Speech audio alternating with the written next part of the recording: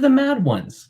Do you remember back in the good old days when moms would host chickenpox parties for their children so that they could make sure that their kid got chickenpox so they would become immune? Well, I'm your host, Cam Harless, and no, I will not be going to your monkeypox party. This show is 100% brought to you by the fans and the patrons. So hit like, subscribe, and share the show with your friends. There are all sorts of topics that we've covered. Share them with someone who might gain something from them. Also, join the Patreon for the occasional early episode, Zoom hangout, and my eternal gratitude. And so to do that, patreon.com/themadOnes. Also, grab a shirt or a mug over at wearethemadones.com/store to rep us wherever you go. I will have brand new shirts within the next day or two because, like you saw, we have a new intro. I have to make a new shirt. I can't not do that. But we have a lot to talk about tonight, spanning different things. But before we do that, I have to have someone to talk to, right? So joining the Mad Ones yet again tonight, we have the destroyer of propaganda, the Bane of Bilderberg, the annihilator of the official narrative, the Batman of breaking the news they don't want you to hear, and the dive master that takes you into the deepest areas that they don't want you to see, Miss Monica Perez.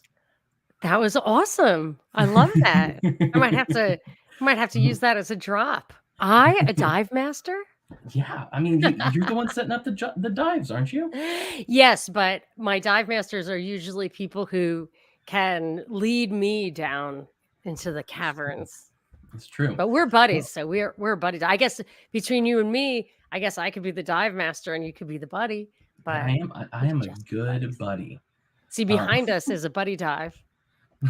See, there's two people in that, but that's not. I sent you pictures of me actually on a buddy dive, but I like your picture much better, and I wore a shirt to match your picture.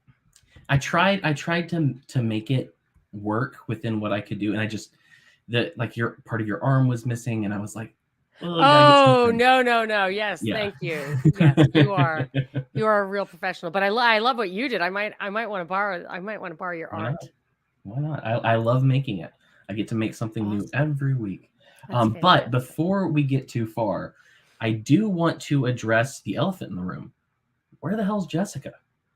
Right? Oh, where is Jessica? Yeah, so we had a show last week, and she got, some of it was a little too much for her, which is totally understandable.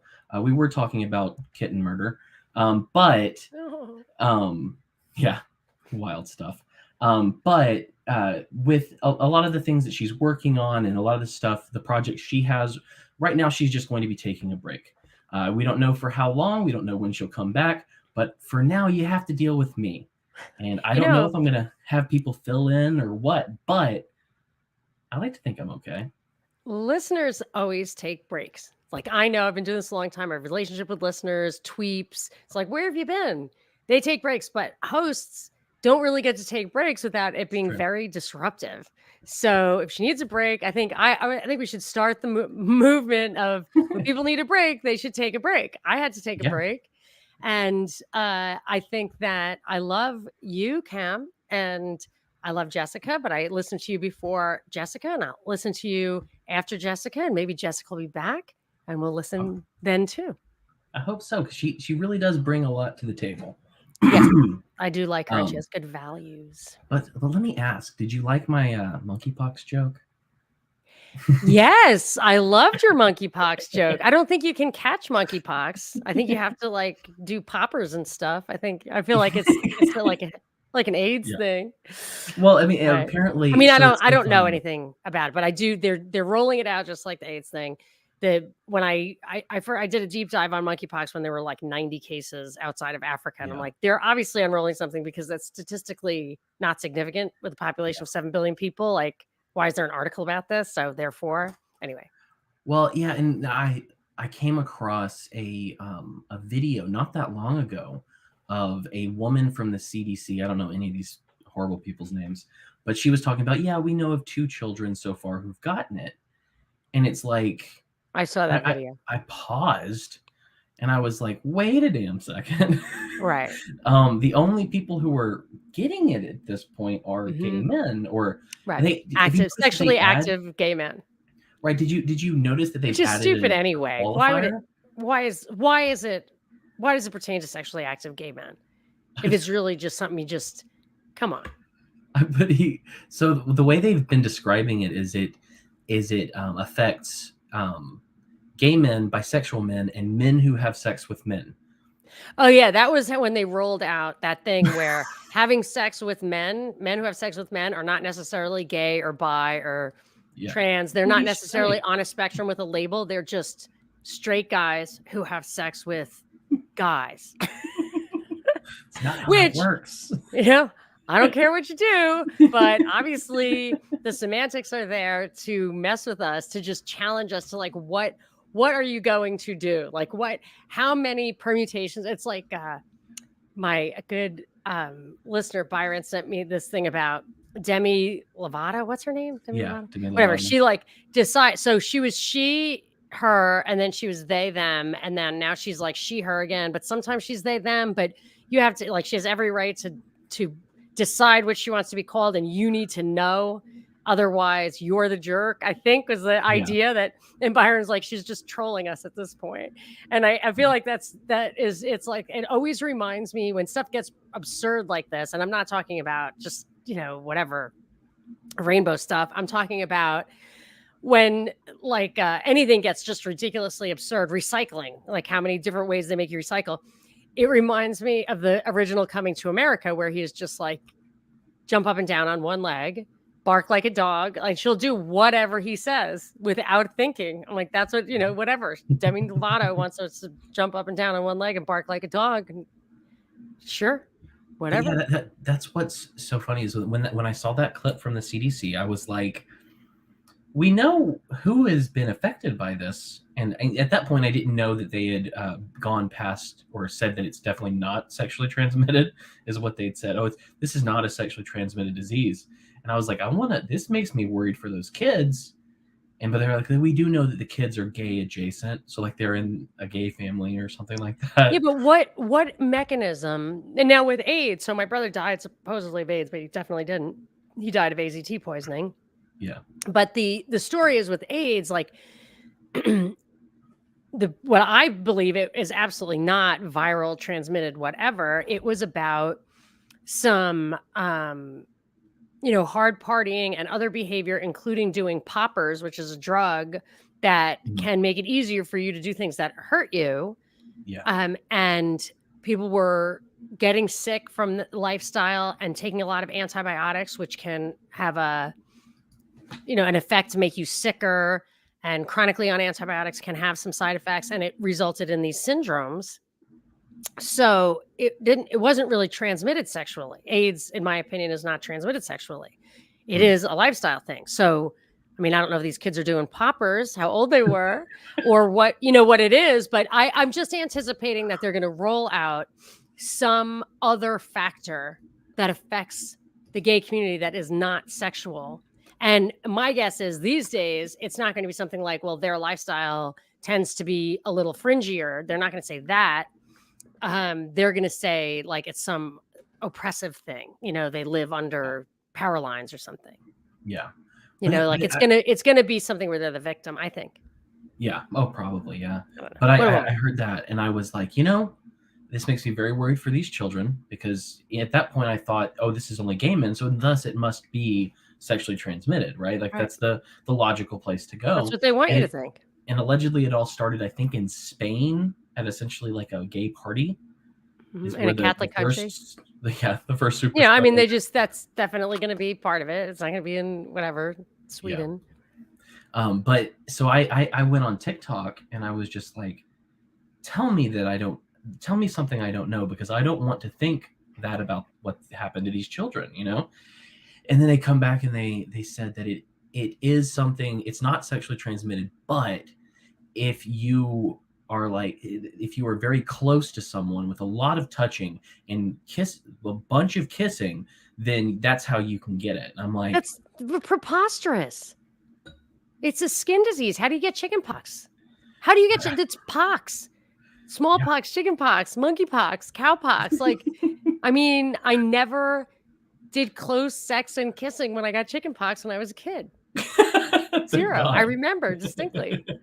But that was totally foreign to me at the time. Some guy thought it was gross. Went on Twitter the other day, and he was like, "We need to stop calling it monkeypox, because it's demeaning. And I was like, oh, where are you To going? monkeys, I was like, where are you going? What's this demeaning to? cows, It's like, chicken. he goes, well, first, it's monkey is a well-known slur used against black Oh, people. that And I pisses was me like, off so much.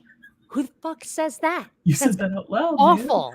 What is wrong with you? You know what I mean? It's like Dave Chappelle and Michael Jackson. He's just like, could you imagine if you told Michael Jackson that you thought he did that? He'd be like, what the hell is wrong with you? What? We're just riding on merry-go-rounds. What is in your head?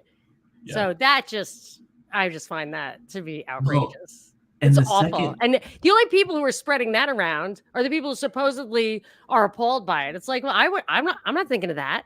yeah, It's your problem, I buddy. didn't think of it once, Yeah. but the progressive guy on Twitter did. And then he followed up with saying that it's also offensive to gay people because people thought that AIDS came from a monkey back in the 80s. Oh, yeah. There's going to be a lot of things with that. I know it has something to do with the AIDS thing. And, maybe they're trying to get ahead of that because in the South African thing where they were testing the then they people was testing positive for AIDS. Their PCR tests were signaling AIDS. Yeah. And the AZ effect that I have a glossary on MonicaPerezShow.com, and I have one of the things I recently coined was the AZ effect, where there were 5 places where the AZ was tested. One was Japan, and they interrupted that test for some reason. But the other 4 places, I think it was Kenya, South Africa, Brazil, and the UK, were the 4 places where the 4 variants of interest first emerged. One for one. There were 4 variants of interest, and they were all from the 4 places that the AZ was tested out. But in South Africa, another little wrinkle was that it tested positive for AIDS, which I don't care about. I don't think it was giving people AIDS. I have the book Inventing the AIDS Virus that is introed by Carrie Mullis, who invented the PCR test and won a Nobel Prize for it, saying that you cannot find AIDS in a PCR test, or as a matter of fact, you can't even identify the virus that causes it. But so I'm not worried about that. I'm just saying, whatever the relationship is, they're definitely rolling out some adjacent story that isn't related to the. Well, and it's like apparently the monkeypox the name came. I may not be remembering this correctly, but they said it was named that because of tests they did on monkeys, and that it was actually another animal that it's on, or something. Okay. But I So mean, are cowpox on cows and chickenpox on chicken? I don't think so. I mean, they name it chickenpox because that's what you call it when you defeather a chicken and you get the pock that comes up, the pock mark. So it's like, oh, right, yeah, because I wondered, it didn't look like something a chicken would get. Right, yeah. So it's like when they pull the feathers. Oh, so you look you've like seen a raw oh, chicken. gross. Yeah, I don't know. Gross. But like as soon as the monkeypox thing came out, my first, of course, you go into deep dives and talking about propaganda. I go, where's the joke? Where's the joke? Yeah. Oh, yes, right. I'm like, what are they really up to? And you're just like, why is this funny? Right. Well, and my first thing is, it's actually what you said. So we arrive in similar places. Okay, I said, okay, so suddenly Russia's the big bad guy again, and there's a gay monkey disease going around. What is it? The 80s already? Already? Yeah, it was Again, just already? because yeah. Well, it's certainly the 60s. We're certainly getting the counterculture and the counterculture. But we're getting it all, like it's really the counterculture that they're trying to fabricate at this point. But that whole cultural Marxism thing is straight out of the 60s, I think. Yeah. Well, I mean, that was like the breeding ground for a lot of what they've done since. Like that was one of their first direct strikes at like family and at stable households was, let's get these people doing drugs, and then the free love movement. And like, who's going to stay married if they just had free love for 7 Well, that's what they say. Like that was in, I think it was in Tragedy and Hope, where he said that if you you have to have something. They like to separate the generations, Yeah. and technology usually does that. And I don't know if it was an example or if it predated it. I'm not sure, but birth control pills were like That maybe too. the most intense, culturally disruptive, generationally interrupting technology. And boy, did it change everything, because like just think of the very fabric of society when you disconnect sex from marriage and childbearing. I mean, Yeah. it changes everything. It changes everything, the nature of the relationships, and I think it can. I mean, I personally think that we mate for life, like that's the natural human thing, like penguins and stuff. I Yeah. think that that's what we do, and to mate like that and experience death, I mean, you take it like you have a lifetime to prepare for it. It's terrible when it happens, but it only happens to you once. But Yeah. people who bond like that sexually and intensely, maybe live together, and then they have like I listen to all these 70s songs, and every one is about like how heartbroken the guy is that she left him, but that he could never marry her because he's a free spirit or whatever. It's like all this heartbreak and heartbreak and heartbreak. I can't believe she left me. She's sick of me. I'm like, why didn't you effing marry her? Like, just Right. marry her, make your commitment. But that was completely out of vogue. And I just feel like to see kids or young people having to have those breakups, I mean, they're like death. They're like mourning the loss of a mate, because I don't think we have any other way of mating but mating for life. Mm. I don't disagree at all. Yeah, I I mean, think you're I'm right. terrible at sociology and stuff. Like, if I come up with an insight, it's either great because I come up with so few, or it's totally wrong because I'm absolutely clueless. Like I can check a discounted cash flow. I'm very good at that, but I'm not great at understanding how people like. I think people are simple. I think they just have Yeah. incentives, and the only thing that complicates it to me is that some people are not comfortable with their own incentives and motives. Right. And so then that's when you start layering a bunch of crap on top, and that's what gets exploited. That's when they're like, psychology is like, oh, people are complicated. I believe people are complicated, but I think it derives from just not fully understanding your motives. And generally speaking, I think the motivations are pretty simple. Like, Yeah. I want what I want. I want to put stuff in my holes. I want to put stuff. Let me ask you, do I sound better now? Yes, you do. Were you on the wrong mic? Because, well, here's the thing. StreamYard just loves to switch the mic on me after I've said it. Really? Yeah, this is like the third Without or fourth time it's you, happened. without without you unplugging the mic? Right. Yeah. So like if I put my headphone in and it connects, it'll either try to connect to the headphone or it'll try to connect to my Does the headphone computer. have a mic on it? It has a little one, Yeah, little tiny I one. think that's your problem. But yeah, so I've had it to seek switches out it. ones without a mic. Yeah, Yeah. I like it. You gotta check it every But I'm time. glad I sound better now. Thank You God. do Thank, much better, much better. thank It didn't sound right, and I am surprised I didn't snap to it, but on video, like, you can forget to yeah. focus on the audio, Yeah. but because I would hope that this is going to go into the audio feeds, it should be S- perfect. Yeah, that's Although what you're I missing want, something man. because it's so lovely, this background, I just adore it. I mean, I'd love to have, well, I'll be honest with you. The only reason you can see this door is because I asked my son to clean up his mess and he didn't. And I can't actually close it Oh my right gosh, now. that's hilarious. I was talking about your beautiful art, Oh, because you my are art. definitely in a very dark Oh, cave, and I I cannot. well, Although I did my have an experience there where I could not open a door because the closet was so full, and I was pretty oh horrified. man. Well, and my light's not working. Like I'm having a night is all I'm gonna say. Oh, I'm don't have having a a night. night. I'm here. I'm here for you. Relax. If you want me to tell you stories, I can do that. You can Well, just take a load off. I was gonna tell you. So a lot of people have asked in like I've been in meetings and stuff, and they see my dynamite that's on my microphone, and they think that it's just like a sticker, like a digital sticker that I've Yeah. put there, but it's not. It's a patch. What And it's like a patch for denim jacket kind of thing? well, yeah, or like a leather vest Right. or whatever. Got it. But Nice. so the reason I have this is because after the Washington Post thing, I had a lot of people who really were happy with what I did. And We have this, to recap that for my audience, but keep going. okay, People were okay. happy. But when that happened, there was a guy who was a fan of Michael Malice. And last year, I want to say, Michael Malice put out a book called The Anarchist Handbook. And Louis Ling is one of the anarchists that was part of the Haymarket affair and was, I believe, hanged for it later, even though there was no evidence he was a part of it. But at one point in the trial, allegedly, someone asked him if he was there or if he did it, and he said, I couldn't have done it. I couldn't have set off those bombs because I was in my house making bombs. That's great.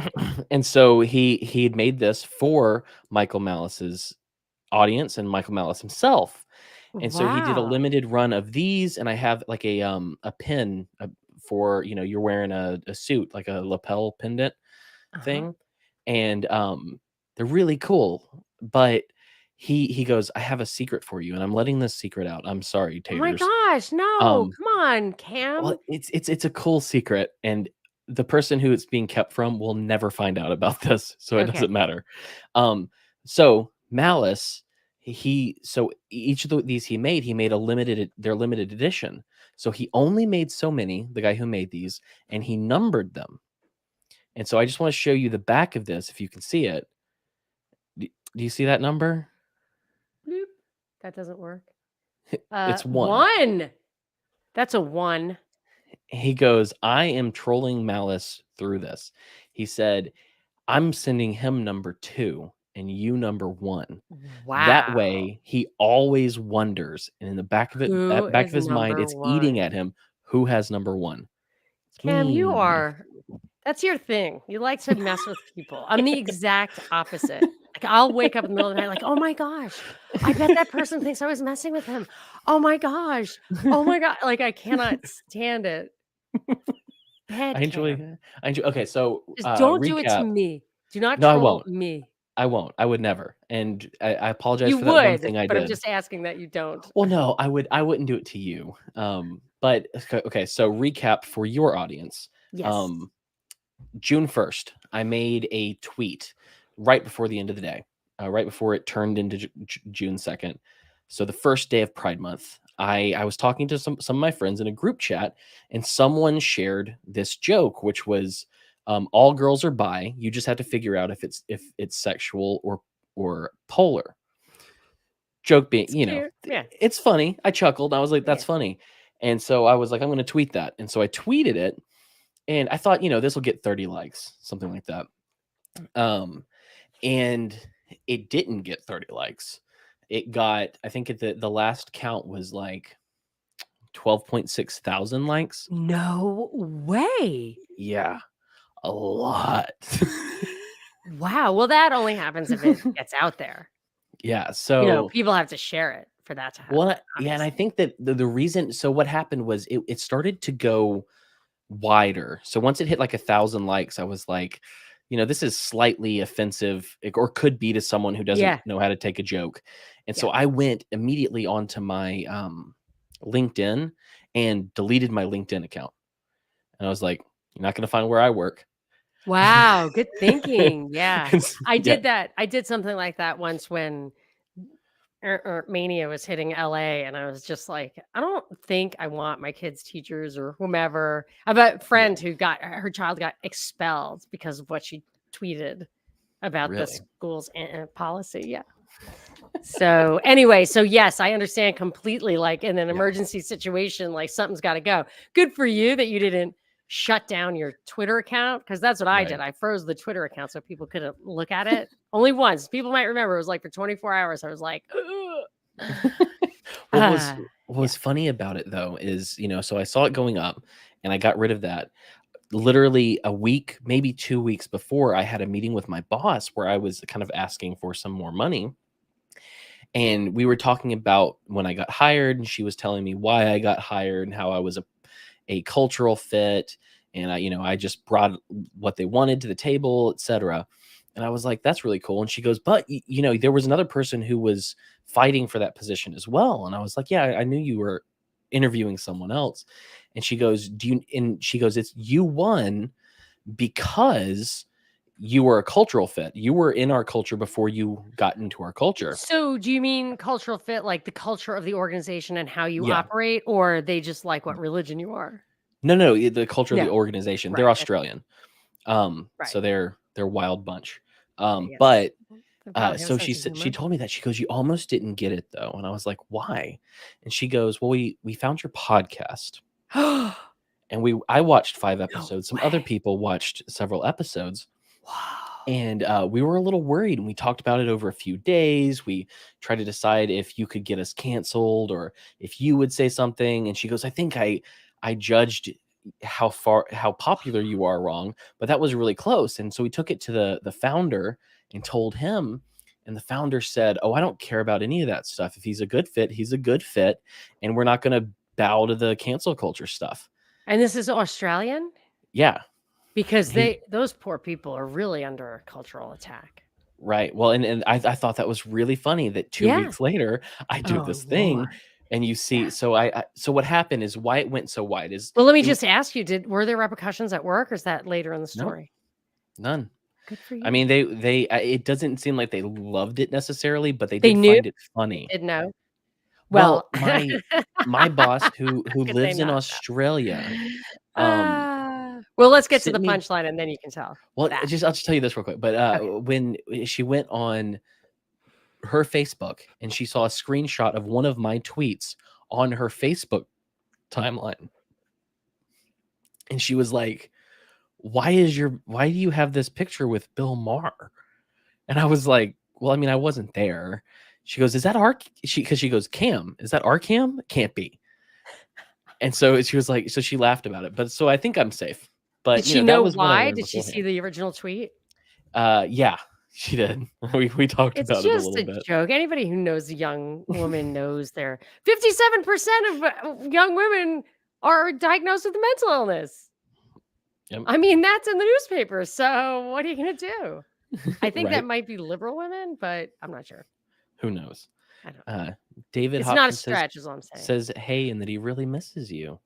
Oh, really? But I'm still around.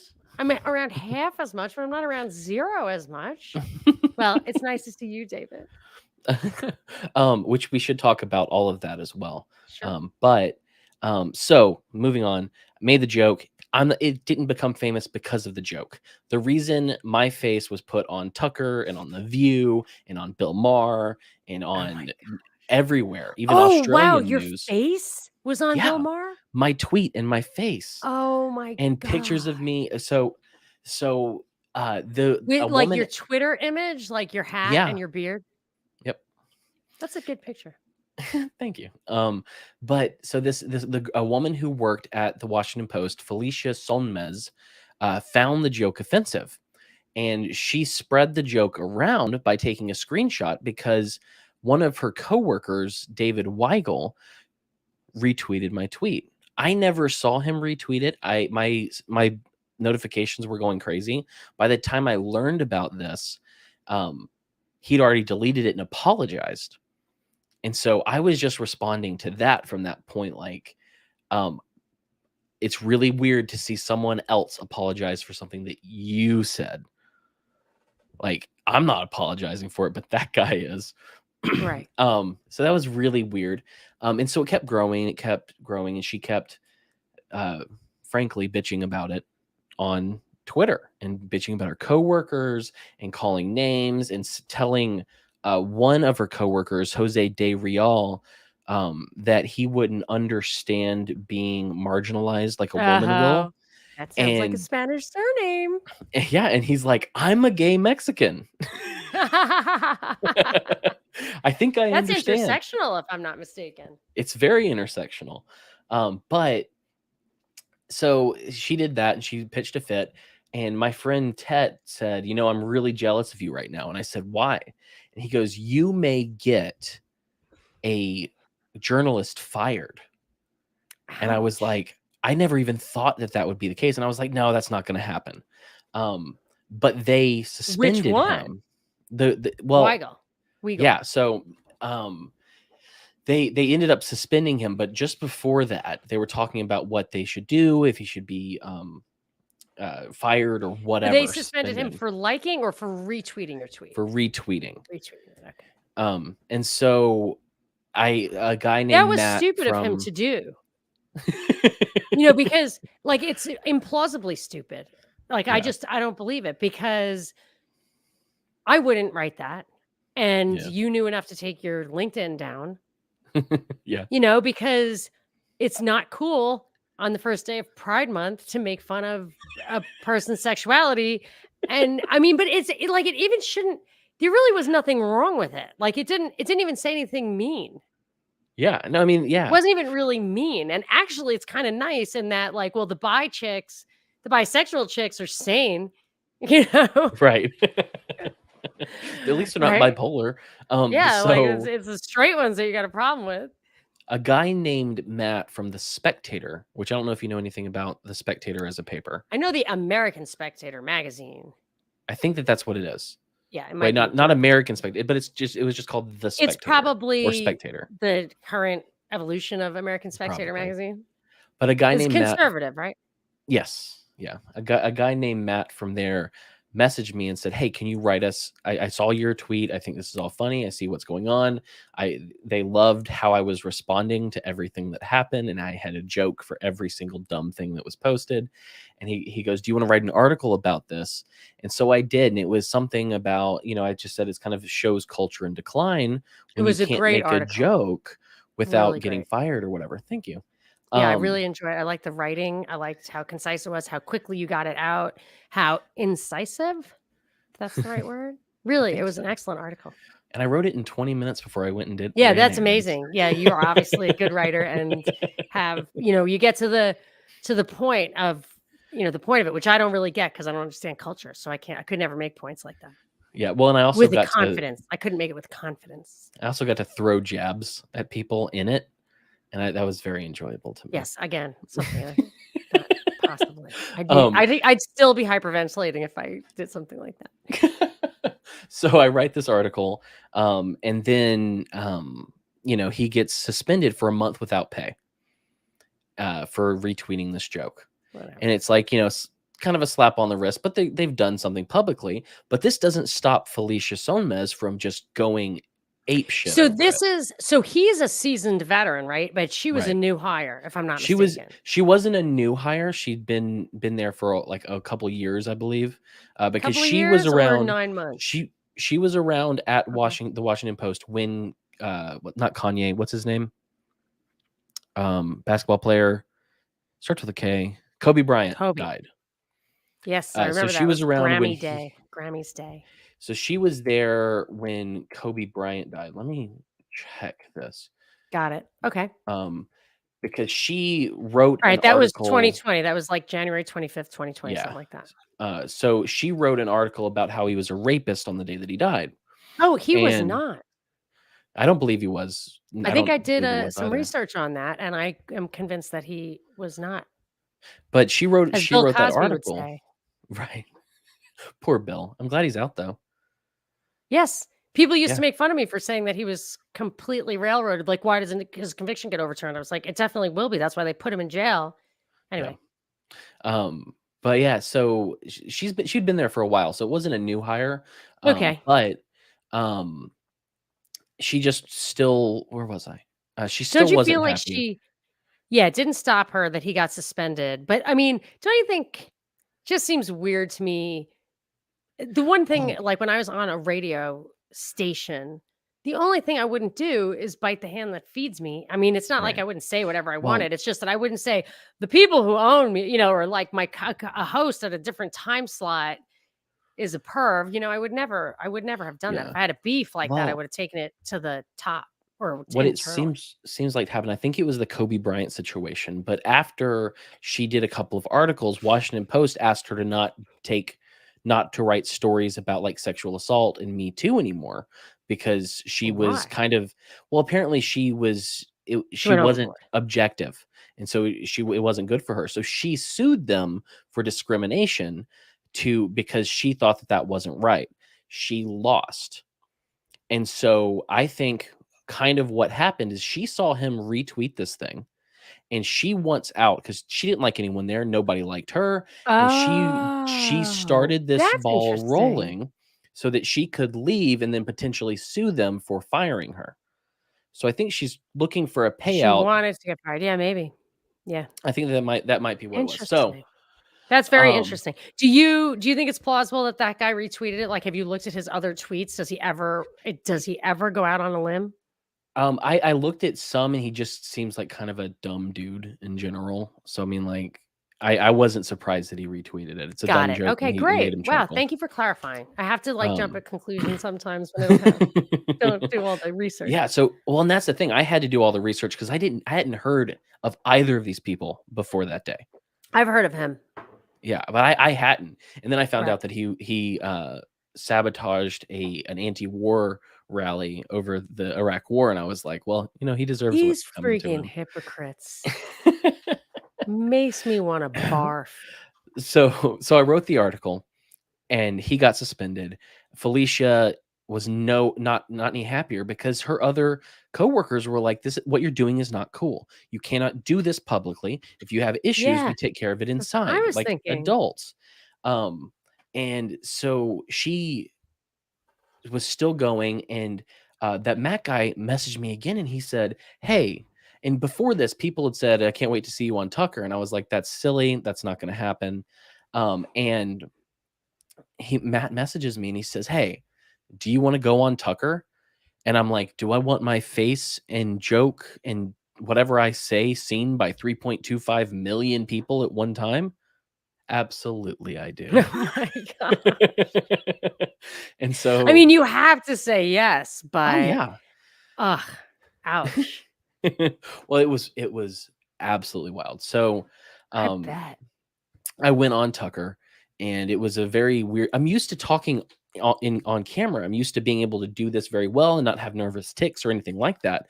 But when you Yeah, put a camera right in front yeah, of you and you can't see, you can yeah. only hear the other You can have a person. physical reaction that Yeah, you gotta get beta blockers. I was wondering if I can master the art of beta blockers, which keeps your body from I've never taken one, but keeps your yeah, body from showing the nerves. And yeah, you have to have it like happens on a level where it's not conscious at all. Like you cannot control it. I've had my hands shake and everything. Like there's nothing you can do about it. Like yeah.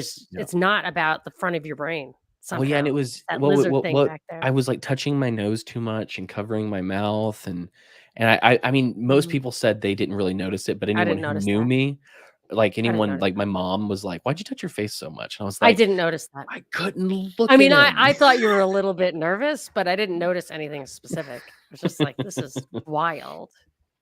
But what I loved about your appearance is that you clearly had something to say and you made sure you got it. Yeah, well, and also it was really interesting because before I went to Tucker, I talked to his one of his production assistants or something, and she was like, Tucker really wants to talk about your article, and if you want to talk about something in the situation, if you want to talk about something more, let us know. And I was like, okay. And so I gave him a list of kind of what I thought would be good to talk about, which was partially I said, distrust in the corporate media. This proves it and shows that they're not trustworthy. I was like wanting to talk about that angle a little bit. And they were like, yeah, oh no, I like all of that. And so I was under the impression it would be more than 90 seconds. Right. But I got on there and I was like, yeah, Yeah. Dave Did they Weigel. tell you it was 90 seconds? They didn't tell me anything about the Right. timing. Okay. But when she asked me, do you want to talk about more? I was like, oh, so he's going to have Yeah. me on for a little bit. I guess it's they ask you just for a bunch of stuff and they want to pick and choose. I'm like, I don't if you're on know. bigger podcasts, they'll tell you. They don't do the research and ask you. They tell Yeah. you to do the research and give them a list of questions. That can happen. I mean, it hasn't Mhm. happened to me every time. It's happened to me a couple of times.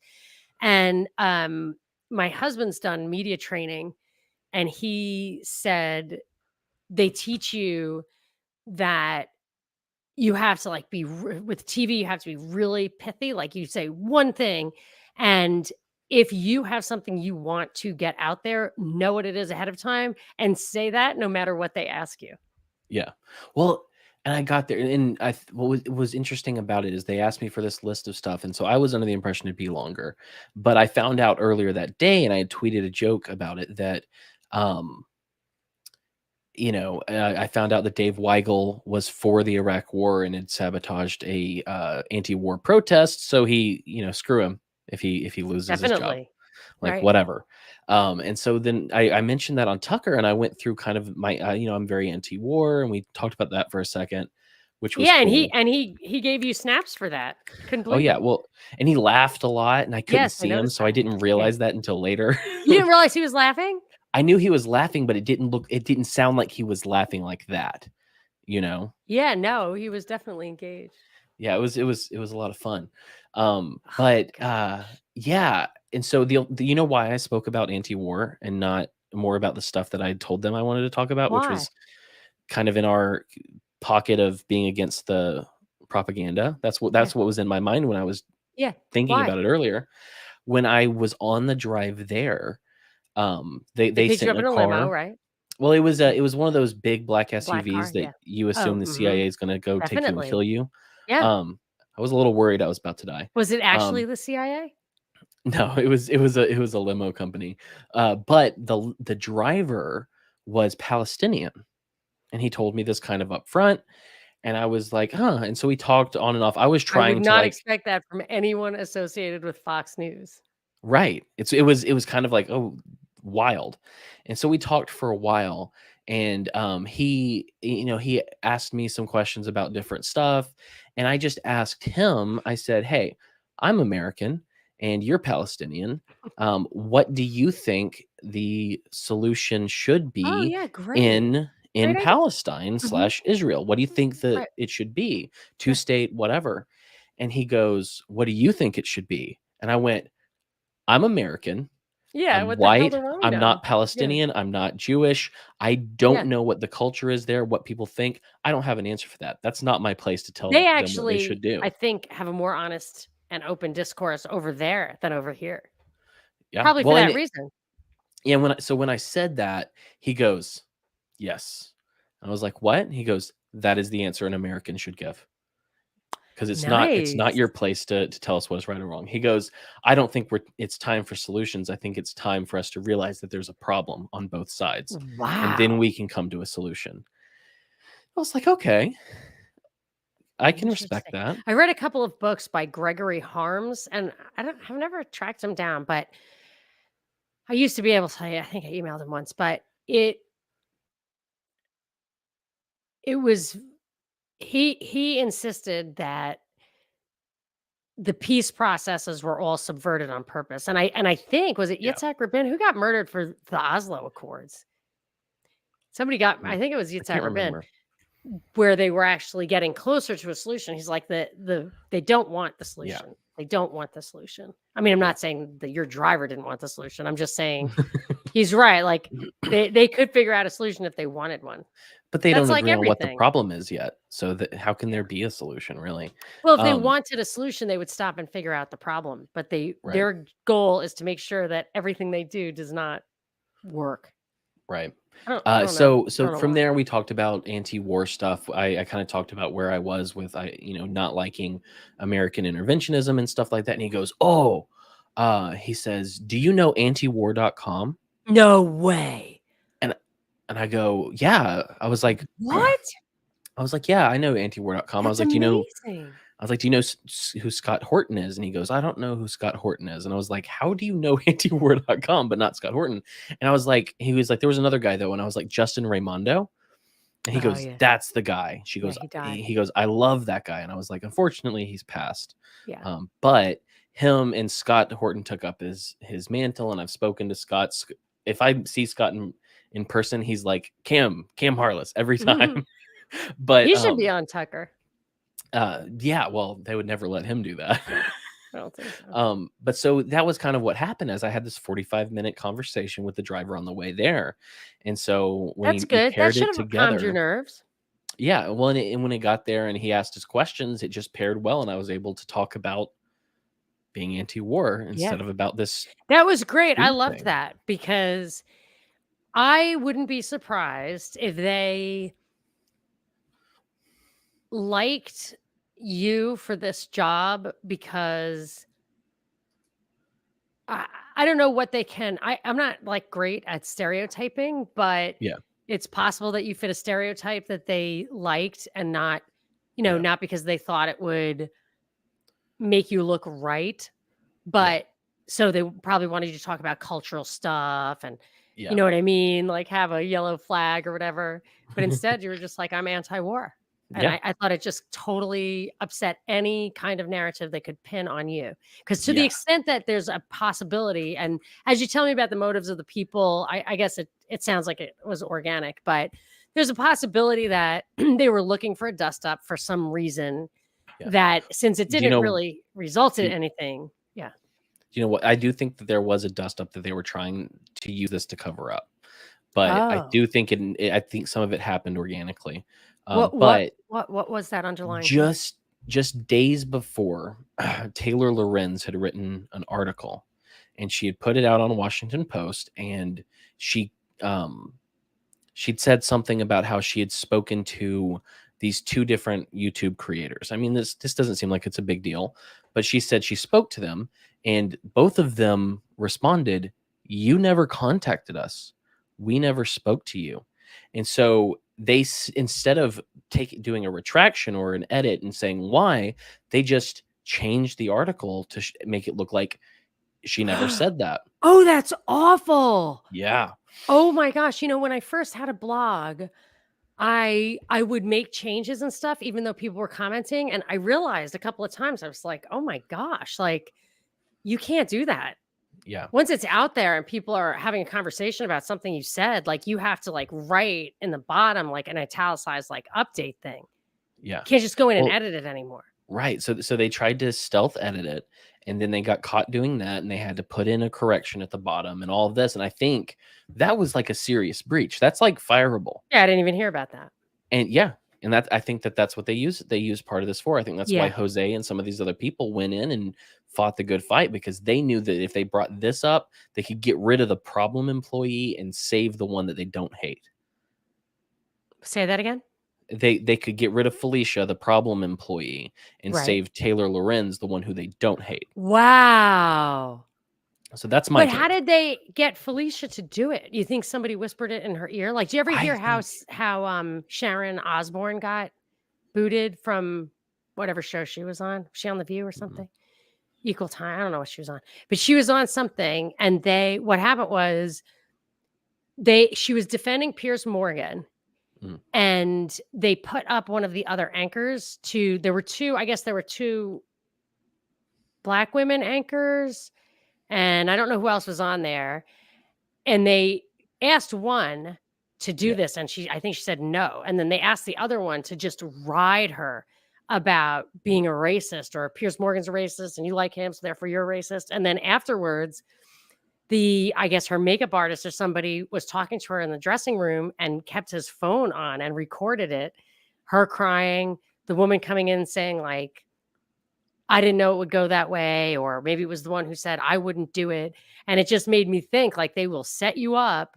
Yeah. And if you can't prove it, that somebody just whispered in your ear at the water cooler, then, or, maybe somebody was just like, can you believe this guy did that tweet? I don't have the nerve to out him, but I wish somebody would. Maybe. Well, and I think that if you look at her track record, she was always a little shitty like that. Like she's just the drama queen kind of person. Reading his tweets. I think that she was looking for any excuse to do something, and I think it timed up so well that once they saw it start happening, they were like, "We can use this." Everybody liked it. Everybody was happy. Yeah, I think it was mutually beneficial. But interesting. So I on the way home, I wanted to talk to the driver again and kind of talk about what happened and all of that, because he got my podcast information. He got my, he just wanted to keep up with me because he thought I was so interesting or whatever. I'm like, okay, cool. But I got in the car, and so if you use Twitter on your phone, if you check your notifications and then close Twitter and go back in, it stays on the place you were looking at last. Yeah. And so when I got out after being on Tucker, it took me about 22 minutes to get to the top of that notification. No way. Did you even put your Twitter handle out there? Well, it was in the tweet that they showed on the screen, so everyone saw it. Gosh, wow. Yeah. Oh my gosh. Well, wow. So how many followers do you have on Twitter now? Well, I lost my old Twitter account because of a little deal with Justin Trudeau, who I made fun of in that piece as well. But so I was trying to rebuild because I'd gotten close to 2,000. I was like, oh, I've gotten to 2,000, whatever. and I think when I was rebuilding, I was at like a 1,060. Today I'm at 7,021. Wow. And I bet you hardly follow anybody. Yeah, well, and a Yeah, I lot of go out that's of my by way to follow design, but people I yeah, want to talk to and who I think would be fun to like. yeah, So I follow a lot of people and yeah. I follow back and stuff like that. But I follow 437 people. yeah, wow. It's good for you. That's fantastic. I do like So to were try to you? curate my feed. Yes. I don't. I like everybody in the next 10. I so you were on Tucker. Have you been on like every podcast? Like have all the I've podcasters wanted you on the show? Their I've show? been on James Ginneman's podcast, by the Oh way. yeah, the Blackbird. He says hi. Hi, James. I went on a guy named Alan Farner's show. I went on Luke and Typo's show, Bite the Bullet. I did a couple others I can't remember off the top of my head at the moment, but yeah, I probably did 5 to 7 podcasts as well, which is nice. It's fun to be. It was funny how many people. I said funny, really weird just then. It's funny how many people tried to claim me as their own. You know, like the anarchists were my old claiming me, friend Cam. I see. the libertarians were claiming me, the MAGA people were Well, it claiming me, sounds and I was like just like, anti-war people could claim you. they That was the should. one takeaway I had from that. Those are the people that should. But yeah, it was wild. Like I had and people still keep me apprised if Felicia Sonmez tweets anything, so I can make fun of her. Like I get messages. Oh my gosh. Like it's wild. But so after that, I was like, wow, this is a lot of dopamine, because I had to be on, in the comedic sense, for like a full week straight. And it's just tweeting, like just that was your tweeting. format, tweeting. Yeah, wow. just tweeting, making my So let me jokes ask you a question. Mhm. I have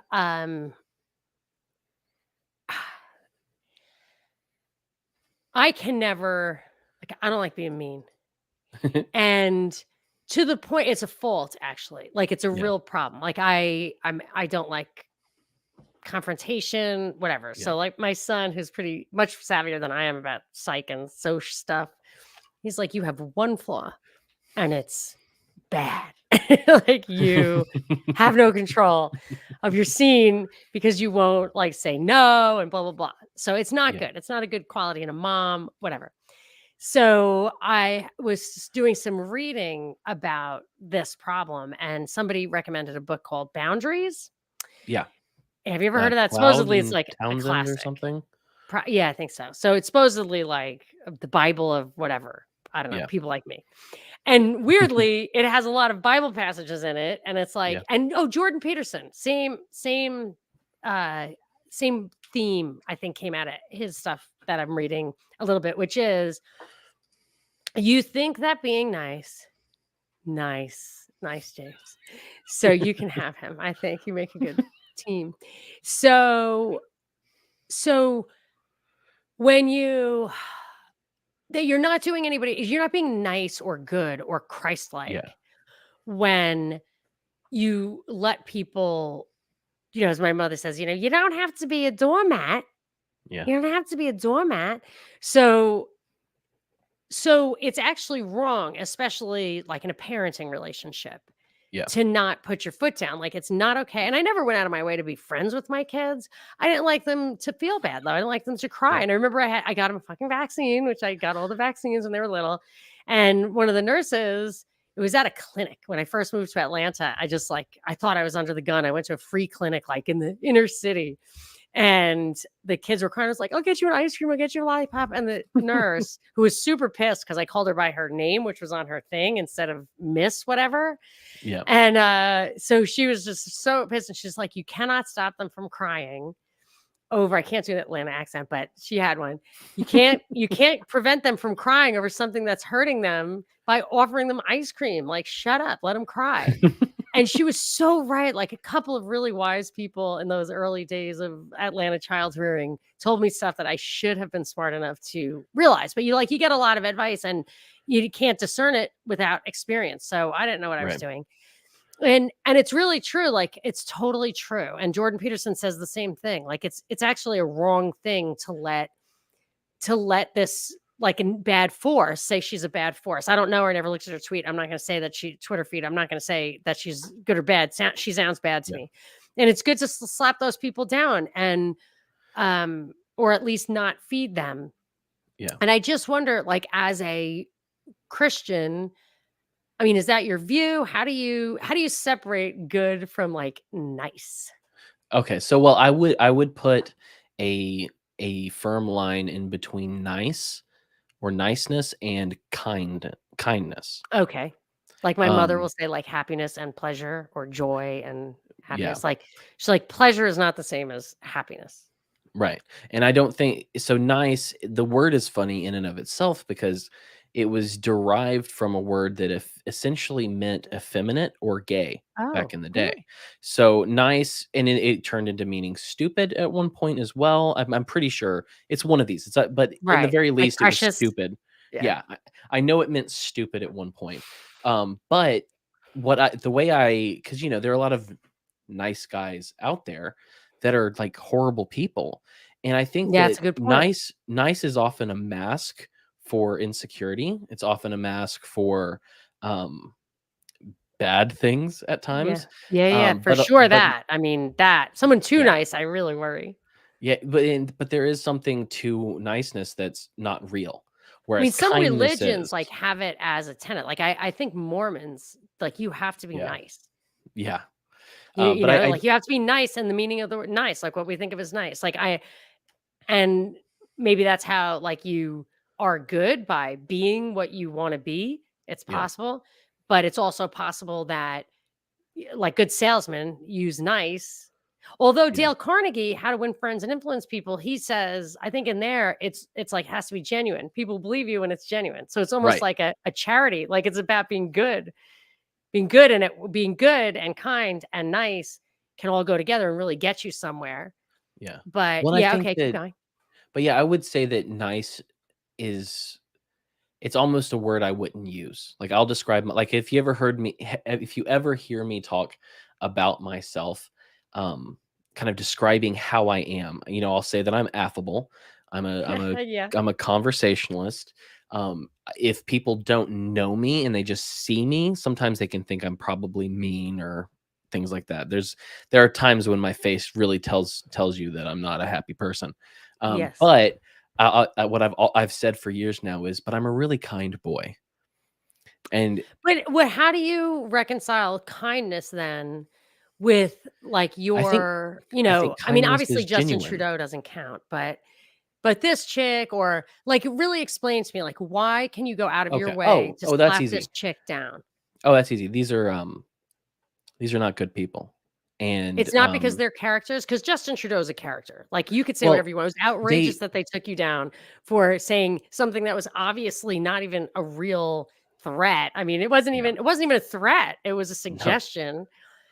And it was just stupid. It was so stupid. It was just yeah too, he's a what do you call it? Non-player character. He's yeah. just Well, his so Twitter feed is anyway.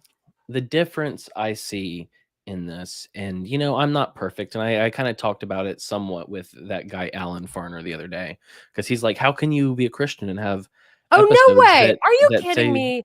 that say things about Are you being explicit? are you saying that? Wait, he said what? Oh, he didn't like that you've got a foul mouth? Well, I mean, he didn't say he didn't like it. He just wanted No, to but that was his understand. question. He didn't ask the same Yeah. exact question. I just asked No, it. no, no, no, no, no, Oh, no, no. But it was in a similar vein. But see, I'm no, Catholic. I would so never suggest that vulgarity in any way implied poor character or even right. was tantamount to swearing or cursing. Right. But no, so the way I see it is when you look at a Dave Weigel or a Felicia Sonmez or a Taylor Lorenz or a what's his name? A Trudeau or a Joe Biden, regardless of how good of people they are behind the scenes, they represent an evil force. The Washington Post is pure propaganda. Well, Weigel sounds like he did something very bad with the anti-war protest. That's Yeah, bad. that And too. Piers Yeah, no. Morgan pushed off some pictures that were wrong, untrue. He said lies about pictures from the Middle East that probably got, was in the service of getting people killed. Yeah. But no, and I think that these aren't good people. But regardless of if they are nice or kind to their friends and family, it doesn't matter because I'm smacking at the Yeah. system. You know, I'm beating and mocking the Yeah. what we're fighting against. I mean, I and think I'm- you're right. I think you're Yeah. right. I just, if you could help me have that distinction, then maybe I'd be a Well, little more effective. so But I just don't. I avoid that stuff. essentially I mean, it's not for everyone. Not everyone does what I do the way I Okay, do it good. or 'Cause I'm not. anything like that. It's not you have a different set of gifts than I do. So I wouldn't say do what I do because it would be very hard I'm to not because I'm confident in that kind of personal analysis, so I can't do it because yeah. I could. I'm 50-50. I'm wrong. Like the person will just be like, "What are you talking about? I was just blah blah blah." I'm like, "Oh, sorry." And I'm just Never like having mind.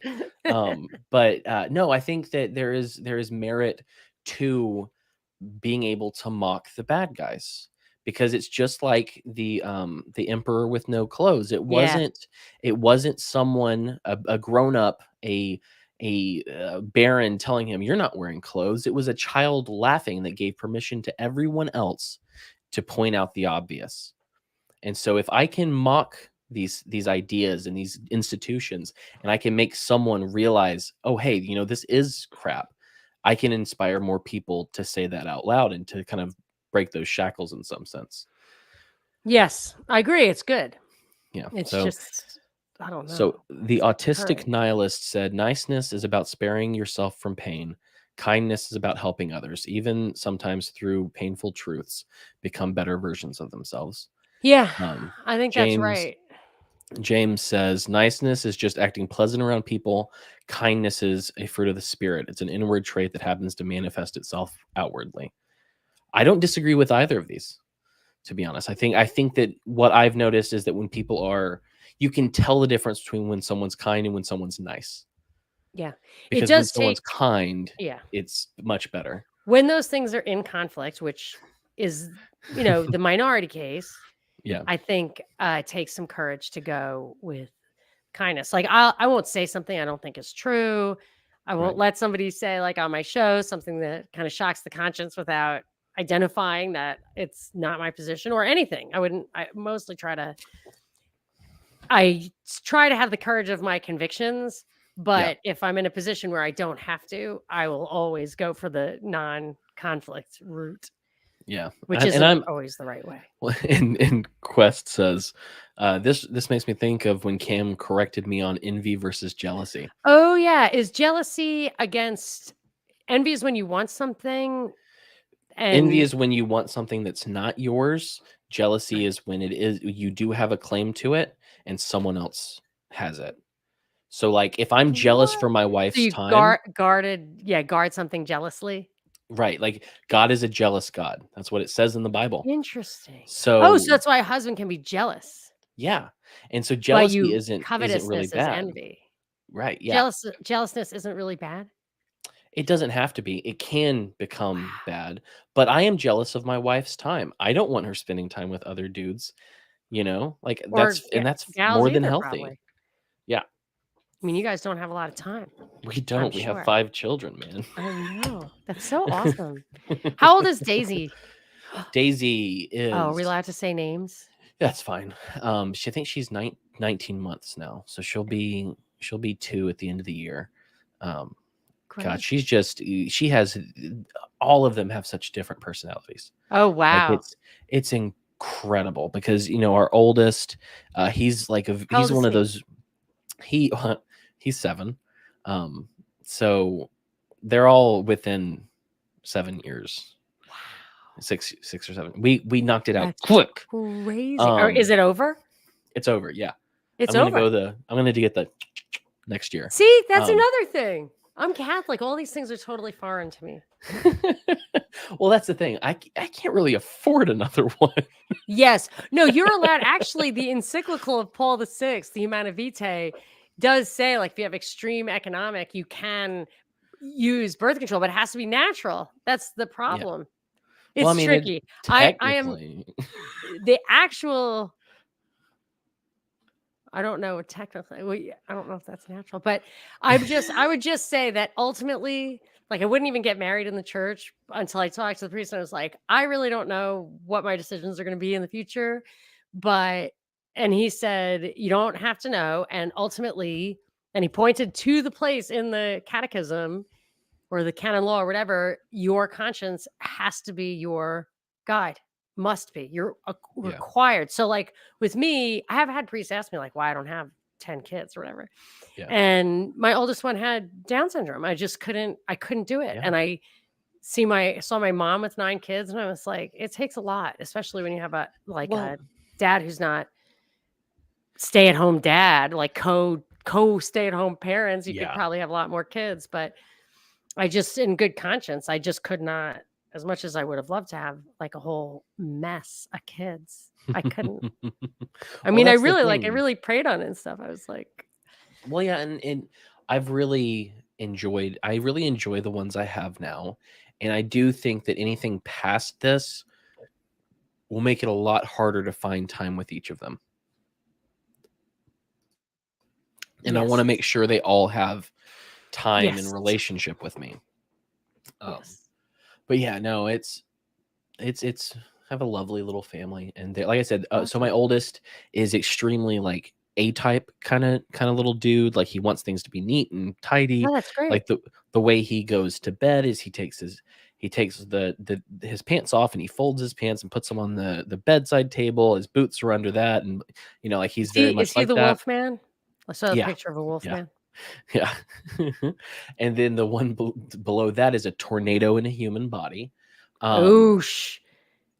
Yeah. It's expensive. Little Tasmanian devil. Yeah. And then right below him, our last boy, Rhett, is he's like me a lot. He looks a lot like me. He's funny and weird and says weird stuff. And he's just he has very firm boundaries on his body and who he is. And so, like, he says, he doesn't like being tickled unless he asks for it. And so he'll tell you, he'll be 5 in like a little less than 2 weeks, but he'll tell you, I don't like being tickled. Don't tickle me. I'll give you a kiss when I want to give you a kiss. I'll give you a hug when I want to give you a hug. And he's just very much. And so, like, that's one thing about me, is I always had very firm boundaries around my body as well. Oh, interesting. Yeah. Okay. So like when I was in 1st grade, my teacher, Miss Tubbs, was like a hugger, and she hugged everyone in the class. And she came up to me to give me a hug. And I was like, "Are you my mother? Step back." And she was like, "No." And I'm like, "You ain't getting a hug." Good. Those are good instincts. Good instincts right there. So I have a question. If you're talking about your family, how, with 5 kids and a full-time job, can you manage to squeeze in this stuff? I just do it during points when I have time during the day. Like, literally, right before this show, right when I said, "Hey, I could use the restroom," I booked the September 8th show. While I was in the bathroom. So you got time. Okay, great. Thanks. TMI. So, and was your wife like at the end of her rope, and then all of a sudden you're on Tucker, and she's like, wow, no, I guess you're real. No, she makes space for me to do this because she knows it's healthy for me mentally. Yeah. Because I need to be able to talk, and I need to be able to explore ideas and talk to people that know them and that I don't. Because I mean, what does she do for that purpose? She is less interested in the talking portion as she is the creating portion. So she's drawing, and she's so she has her own. Yeah, she has her. Yeah, she draws. She sews. She paints. She does all kind of other stuff. See, I really don't know what it's like to have an entirely normal household, because all of my attention, plus other people I paid to help, is just making sure that my son does not burn the house down.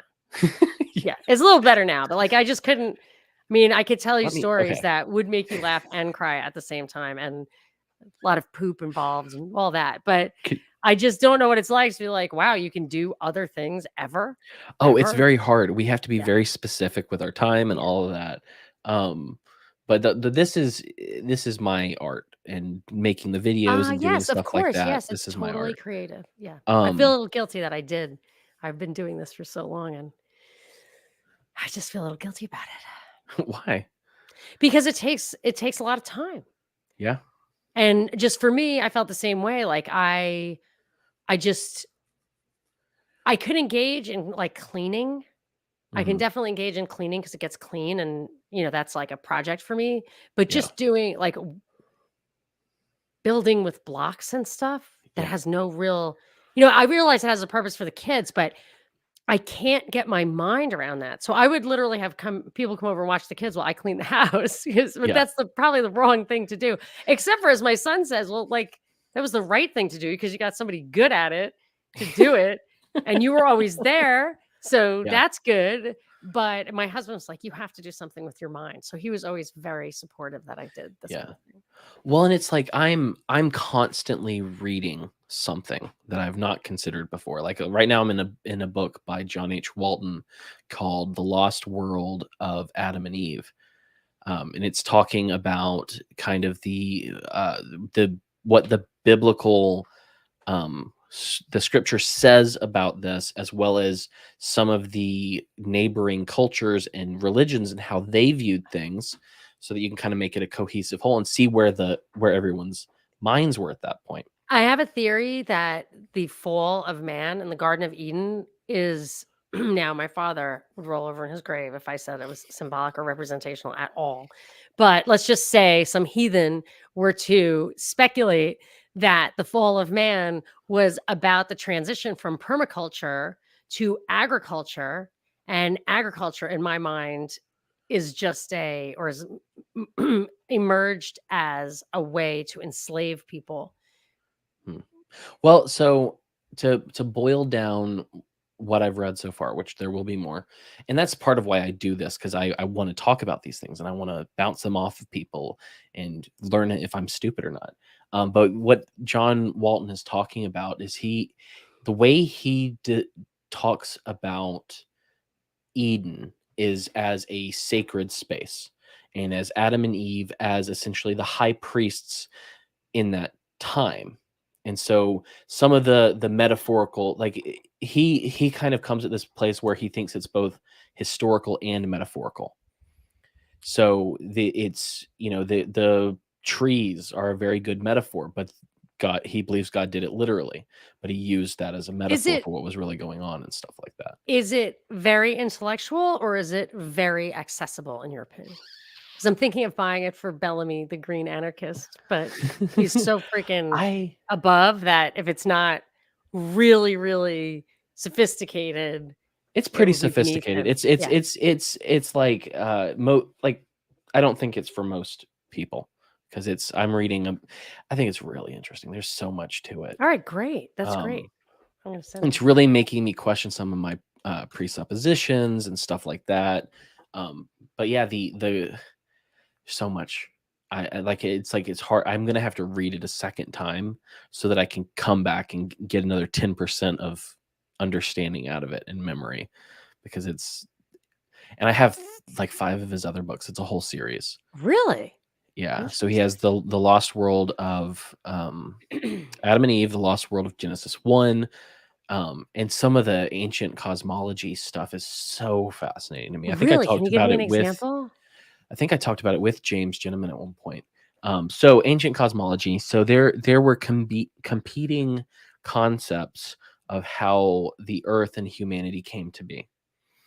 And so when we read Genesis and we read it from a 21st century mind, post rationalism, post enlightenment. And so when we read it, a lot of people take it to be a science book. So if they disagree with some part of it, they disagree it on scientific principles. That is not how this book was written. The Genesis is not a science book.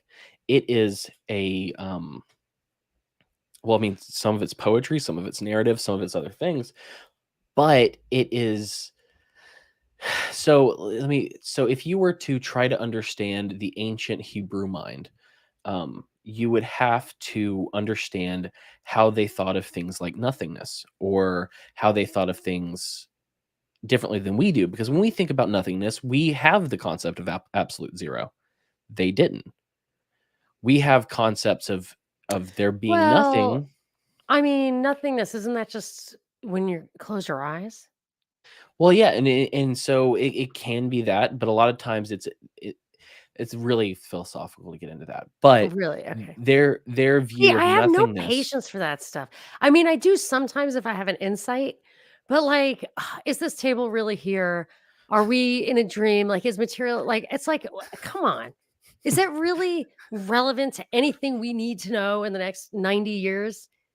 Is yeah. it? Well, Is it? so I mean, maybe it is. People have been well, if you talking about it for thousands of years. James, anyone?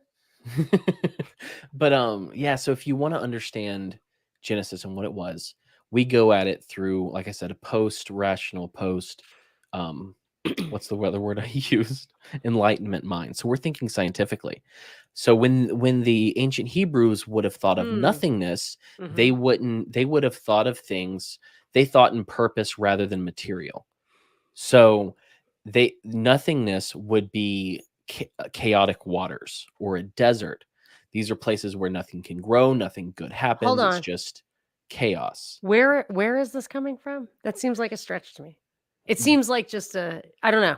Well, so several years ago, I'm not sure how many, they uncovered some what are called the Ugaritic texts, which have the Noma Elish and several other writings in them, and it told historians and people enough to kind of see this, because if you look at Okay, God's creation, got it. it's not it's all done via word, and it's telling what the purpose is. So let there be light, and it's to light thing, it's purpose filled. And it also points to later that when Adam, his first act after creation was naming all of the animals, which is the same thing that God did. So he's being the image of God by naming these animals and taking part in that creation. So it's a very different circumstance. So, um, for one, in the Babylonian mythology, there was a god named Marduk, and he fought a goddess named Tiamat. Tiamat was kind of seen as a dragon, but she was more seen as chaos waters, and he had to overcome them. And so, really, what you're looking at in Genesis is order versus chaos rather than Nice. material versus immaterial. Wow, I like that a lot. And so, when you're reading You about need God for that.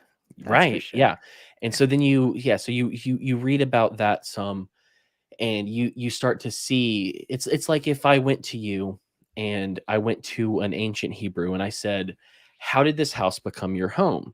You may start by saying, "Oh, well, we really wanted to build this house, so we went to an architect and he drew up blueprints, and we got a contractor and we made this and he built this, etc." That may be where your mind goes first. Whereas an ancient Hebrew would be like, "Our house became a home when we put the dining table in the dining room, when we put the Mm, bed into our bedroom. It was purposeful rather than material." So once okay. the room had a Interesting. purpose, it had a meaning. And when it had a meaning, it was created. It's very fascinating to Wow. me. That I is got, fascinating. I've oh, thought I that love it. before. It's like I am so sure that like there are entire I mean, obviously, but to really think about it, there are entire concepts, ideas Yeah. that never occurred to you.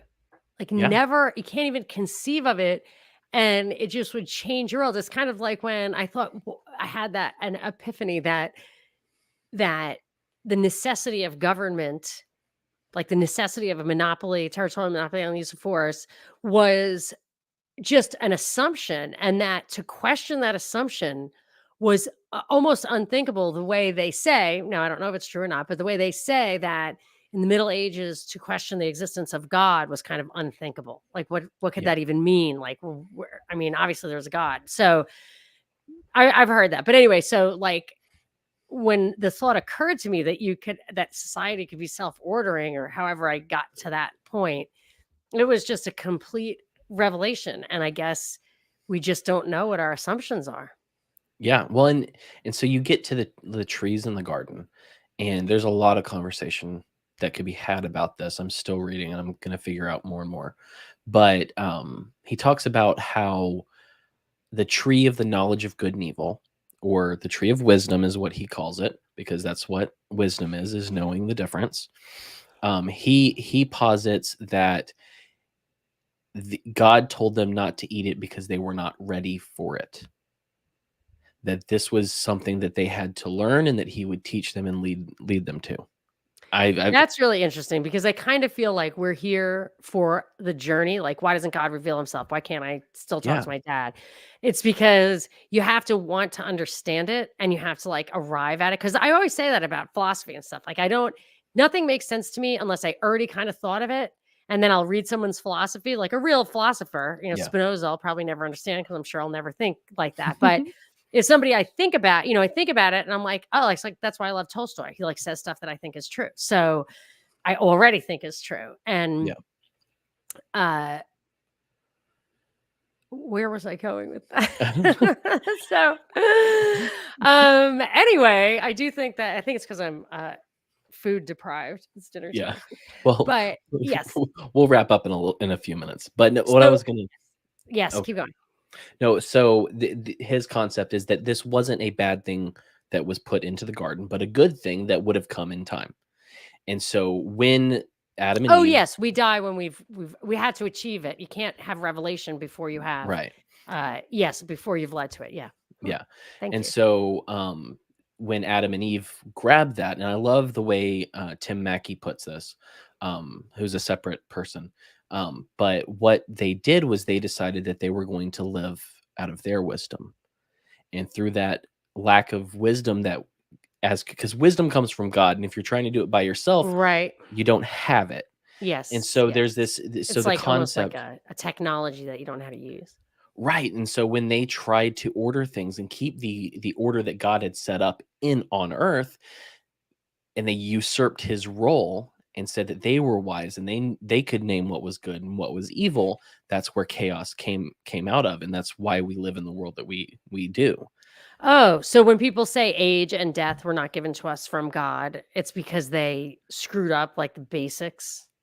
Well, yeah, and I think that see, that's the thing I don't know about, because the existence of the tree of life in the garden makes me think that, and no mention of them eating from it makes me think that they never did, and that was also a gift that would come later. Oh, really? Yeah, that's what I'm pondering at this point. And is this in that one book that you were saying, like Yeah, uh Lost the World of Lost World of Adam and Adam Eve. and Eve? Yeah, All right, I'm writing it down. I love this. Let's see, I'm trying to decide after I finish this one if I go and reading Revelation responsibly, or go on in this series or not. Like, I Well, I don't know like the which one Revelation I one want because to it's do. kind of sci-fi-y. Yeah. I've always loved that about it. But yeah, I'm interested in that book too. It's by Michael Gorman, so that may be my next book. Because I love reading, and so that's I think this came from me talking about my wife understands. Yes. Because I have these ideas, and in a lot of times, in a lot of different ways, one of the conversations that I've wanted to have was about hell and how hell works biblically, and if it is this eternal conscious torment idea that has been believed in tradition for a long time. Oh And my so gosh. Sorry. and that was one of those things, and I talked to my friend Chris Date about that on this show, and I was able to talk to someone who wrote a book on it. And I get to, like, and that's what's really cool, is I get to have these conversations and be questioned. It was like we had a conversation with a guy named Glenn Peoples, and he was talking about essentially biblical anthropology. So the idea of how humanity works from a biblical standpoint, and his take is that the soul isn't what we think it is, but it's essentially one rather than dualistic. So our body and our soul are actually one thing. Well, then how can our soul survive the death of the body? Well, I mean, if in his take is that you are dead in between the time you die and then the resurrection of the dead at the end. Oh, wow. All right. Well, the And so that's Catholics are his not take. supposed to cremate. I don't know how they got that rule changed, but because you're supposed to be reunited with your body. And even when it was, I was like, my body's really not going to be super livable. Like, I understand you don't want to cremate it, but I'm not sure I want what what it's, even if you don't. Yeah, Okay. Are we reading this? you can, or I can. Monica, a few good Catholic books about Revelation, The Lamb's Supper, Hail Holy Queen, and Will Catholics Be Left Behind? Oh my gosh, that doesn't sound like a Catholic book. Will Catholics be left behind? That's not a question Catholics ask. We're worried about Well, the rest of y'all. and that's No, part thank you, of James. I appreciate that. I really do. the reason I want to read this book about Revelation is because I was raised in a dispensational household, which is the ones who believe in the rapture. Oh, wow. And And the so I grew dominionists up. are the ones who think that like material rewards is a reflection of God loving you. Is that right? I Ted think Cruz thing? Dominionists are the ones who believe that we Oh, have this to is the Dominion. Yeah. essentially take over the politics of everything. Oh my gosh. Um, Okay. So you're a dispensationalist, I'm not. I don't but know what that's I what you am. were raised That's at? why I was raised as someone who believed in the rapture, and I don't see And any the evidence for it rapture, right now. you don't see evidence for it right now? Is that what you said? I don't see evidence for the rapture because one of the ones that they talk that one of the verses they talk about um, talks about how if well, you'll be standing next to your friend and one will be left behind, and it's because the other one in the previous sentences we're talking about a flood like Noah. So it's about the person who's left behind is dead, I guess. I don't know, but it's not about the rapture. It's not about it. So I don't see that. I don't The see it as rapture, what being is the the thing. rapture exactly? So the rapture, okay, so there are several different views of revelation of the apocalypse of what will happen at the end. There's and it splits off in different ways. The rapture is it's the idea that before, and there's even difference in this, but when the end times come, Jesus will call his people to heaven, essentially. So everyone who's saved will be brought up into heaven, and everyone else will be on earth. And so some of them believe this will happen before the 7-year tribulation. Some people think it'll be happen in the middle. Some people will think it happens at the end. I don't see any evidence for this yet. So that's why I'm going to read on it, because I think that there's a view called, and you have to say partial in front of it, partial preterism, that is very interesting to me, which is the idea that some of the things in Revelation that were spoken about were already done, or they're finished, their historical marks in AD 70. Nero was the Antichrist. 666. If you look at Wow. the numbers points to the name Nero. Nero. If you look Yeah. up Nero in Wiki, it like opens with the false flag that he Oh burned yeah. Rome to persecute Christians. Yep. That's when the persecution of the Christians started because he blamed burning Rome on them. It's all over the historical record. Wikipedia debunks it. It's like, they weren't right. I'm like, really? This is the historical account that survived over 2,000 years or whatever, almost 2,000 years, and you're trying to debunk it? Okay. Like Yeah, I don't multiple know. sources. But yeah, like it's one of those things that I as a kid I would lay down at night, and I'm training my children up a little differently than my parents did. Because I would lay there at night thinking that if I hadn't asked for forgiveness before I went to sleep, that if I heard the trumpet blast and Jesus came back, I wouldn't be raptured and make it to heaven. Or if I died in my sleep, I'd be in hell. And Oosh. that's not I did say my healthy. prayers at bedtime, but yeah, it is a Yeah. little scary. I used to worry about like my aunt got a divorce, and I Yeah. was just like so worried about her. And I just, she never remarried or anything. And you actually can do that. If you agree to live separately, you're allowed to. Yeah. But I just would worry like all the time about I just would worry. So that's why I'm not like super, I don't really embrace the ritual and stuff. Like I do Yeah. it. I do like the minimum stuff and I try to be grateful and like think of, offer up for the love of God, basically, Yeah. everything. So, and it's easy for me to live, like, check the boxes of what Catholics require when you're, whatever, happily Yeah. married and you have all your kids and yada, yada. So I guess I'm a little apologetic about it. I don't know. But, so what are you now? Do you have Oh, a when it label? comes Can to we that, label you? well, so when it comes to eschatology and the end times, that's why I need to read this because I need to kind of figure it out. But right Do now, you I have would a call denomination? myself Yeah. What would you call yourself? in this way. I'm pan millennial and what's the other one? Pan frick, I can't remember, but I'll say pan millennium because I think it'll all pan out in the end. I'll be okay. Is that what pan means? Pan Yeah. means in Well, everything, right? right, but I'm just Pan saying means it'll all pan out. We'll be fine. it'll all pan out. That's where I am. I don't know, and I'm not afraid to say I don't know. Yeah, I understand completely. Um, I do. James said, "Haha! I just made Cam say Hail Holy Queen, and he sounded so uncomfortable." Oh, let's not talk smack about the Blessed Mother. Let's just skip right over what that could possibly mean. Will Catholics be left Oh, behind as a James, are you debunking of Catholic? dispensationalists? He is, Good for you. and he said I remember him mentioning, I don't know if it was to me or to you, about some part of Catholicism. I can't remember. I'm not Catholic, so Yeah. I don't care.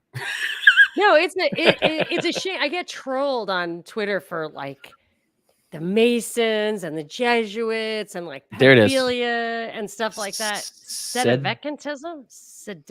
Sedevacantism? Well, it would be cantism. Sedevacantism. So, but I mean, my mother's always like, the church is about the people. And you have to have a personal relationship. That's why I try to tell my kids, like, if there are rules in the Catholic Church that you can't live with, it doesn't mean you don't, you have to stop believing in God. Like, you can just, whatever. It's a process. Okay.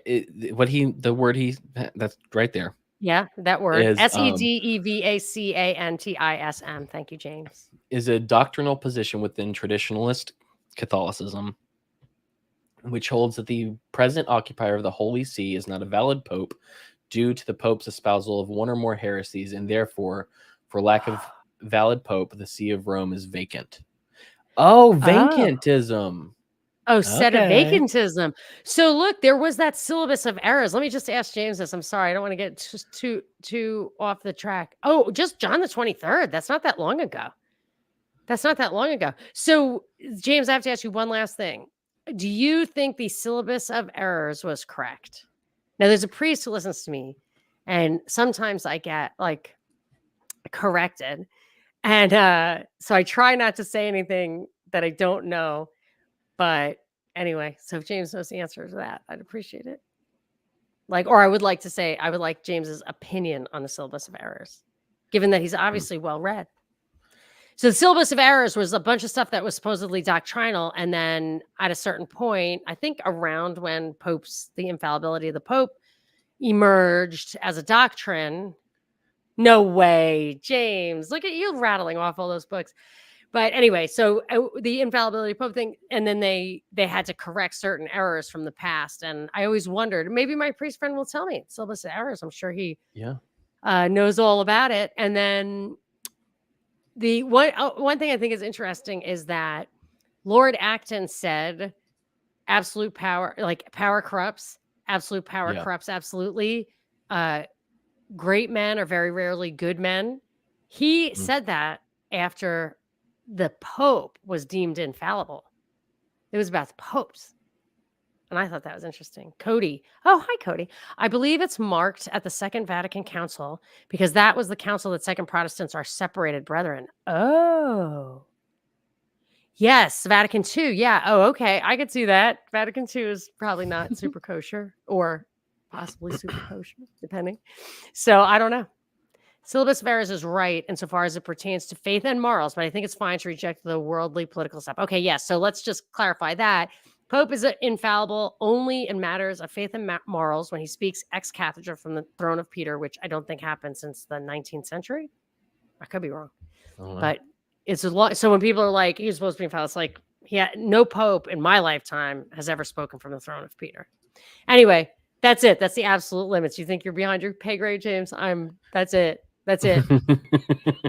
All That's right. it. So we've hit an hour and a half. So that means we need to wrap this bad boy up. And because this, I didn't know what we were going to talk about, but we talked about so many fun things. Yes. Well, I wanted to pick your brain a little bit. So this Yeah. really does make it a true buddy dive. Oh yeah. Because you want to know where my brain is. we Get went back ready. and forth. Everywhere. Let's see let me see what I feel like you have a teal blue label on your bottle. Oh, I've got a Samuel Adams porch it. rocker. I love it. Lemon Radler. We're all in the Tiffany blue vibe, which I love so much. Oh yeah. You gotta love it. No, but we should just do this like at least once every quarter where we just catch up and talk, because I think that's fun. See, I can't talk and have libations at the same time. It's just, oh man, I can't do it. It makes it more fun, but it doesn't oils the joints, man. I just can't do it. I can't do it. No, I just enjoy talking to you. Oh yeah, it's super fun. I love the stuff that I'm interested in, but I never read about it, like the spiritual stuff, the philosophy. As long as it doesn't get into like I kind of material hate stuff philosophy, exists. No, I know. I just mean philosophizing. Yeah, no, I know. It's like I remember Talking when I out was the in butt.